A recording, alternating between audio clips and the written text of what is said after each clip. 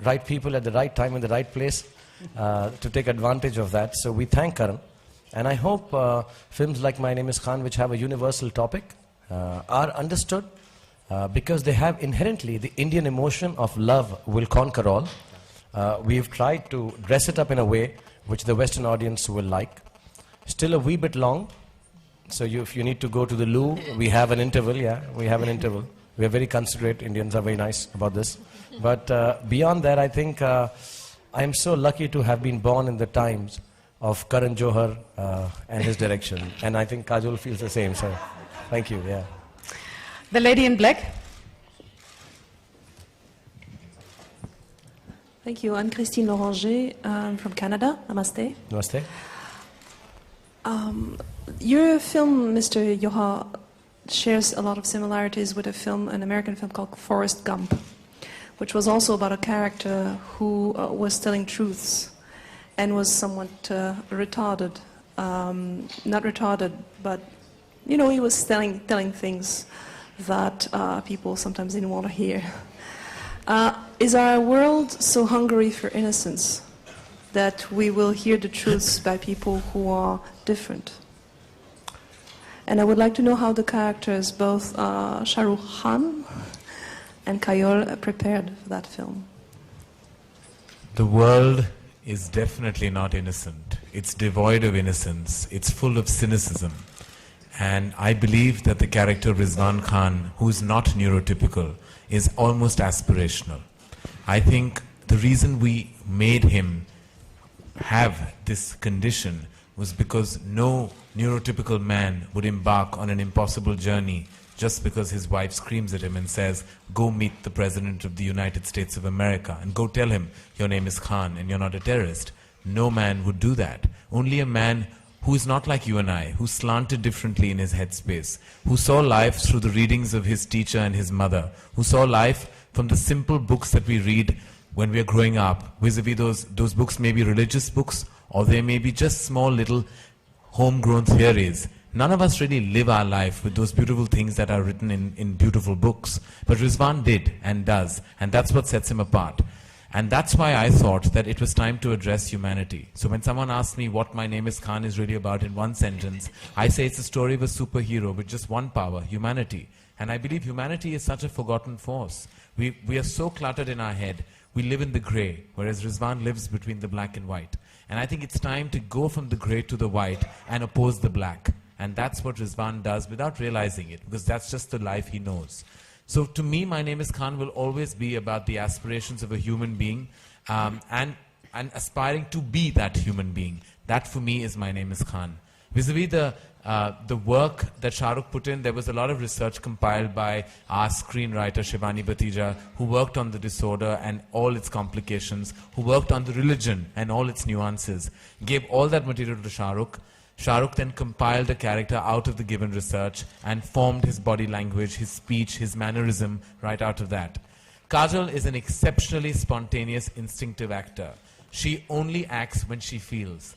She felt the film and therefore she acted the way she did. And so research is something that Kajol does not do because it's all in her. Her life, her emotions and her character is her research. Because she comes across as strong as she really is, and Mandira had to be strong. So both of them had two different spectrums of approach.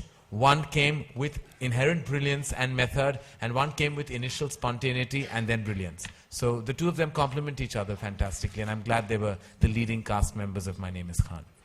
Kajol, would you like to add a few words also maybe in comparison of how in your view the role, especially for the heroine next to a very strong hero, has changed since the time of when you first start next to Shah Rukh? Well, I think that I think cinema overall has changed. Really, I think audiences have changed today. Right now, we as Indians in the acting career are really excited because we have very different kind of films coming out, and we have people who are willing to take chances and make different kind of films, and willing to give you that the chance to do different things. So it's a very exciting time for us to be in, and as Shah Rukh said, with the right people at the right place. The lady here. The green. Yes, you.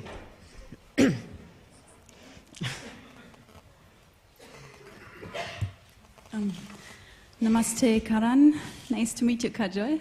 Nice to meet you. Hello again, Shah Rukh. I love you. So. My name is Claudia Runge, and I'm from the Ishq magazine, the Bollywood magazine in Germany. And this is my first press conference, so please excuse me that I read off a paper. The question is, dearly Mr. Khan, I'd like to know, would you appreciate or even wish if people would, like I do, start to read the Quran to stop ignorance with themselves and see that people are indeed simply good or bad, inshallah? And how would you feel about your audience to want to become a better person or lead a more meaningful life based on love because of My Name is Khan? And by the way, come back as often as you want. You're welcome here. And actually, I wanted to say that the movie made me feel grounded and lifted at the same time. It had me cry and laugh all the way through. Thank you. Thank you. Thank you so much. You're very pretty and very intelligent. Thank you.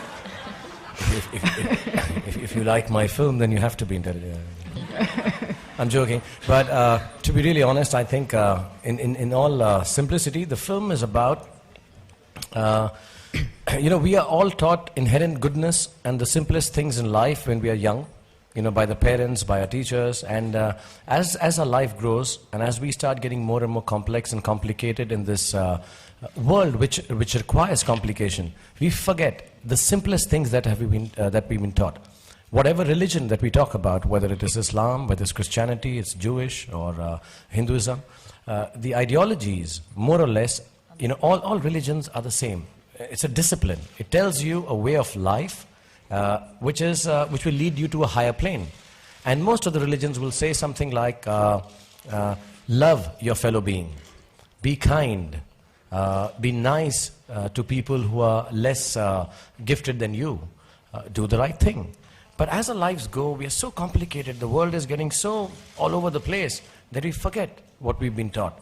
And if somehow, and that's why, even to answer your question, we had to actually take recourse to a person who's neuroatypical, whose simplicity he hasn't forgotten because he's untouched by the complications of the world. So I would just say, whichever religion you follow, whichever modality of discipline that takes you to a higher plane, which is the path to the one God that we all believe in, I think it's all wonderful, but we can't forget it. We need to take the time out every day.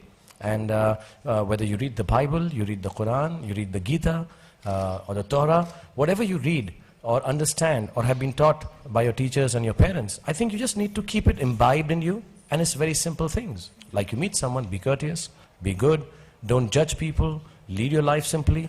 And I think that is the beauty of the scripting of My Name is Khan. There was a gentleman who met me yesterday and he says, the film is naive. And I think that is what is the most beautiful part of the film, that it is naive.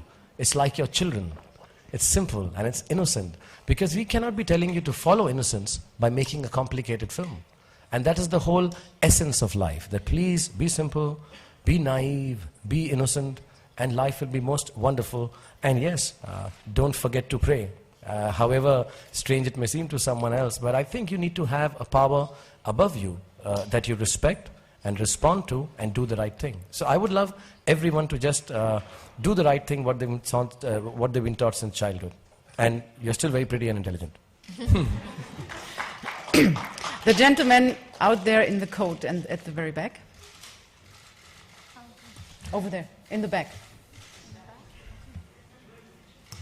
Good afternoon, Gerd Wendell, German Public Radio. There are some people in India who don't like your movie. I'm talking about Sheikh Sen and the conflict which has been going on with Bal Thackeray. Mind me my pronunciation. So it's a twofold question. What can you tell us about this conflict? It has nothing to do with movie, it has to do with Pakistani cricket player, and you spoke up in favor of them, if I understand it correctly. The second question is more basic. How far can you go working in this industry, Bollywood, confronting, angering political circles, fundamentalist circles in India? I'll answer the second part first. I don't think, an instance or two or three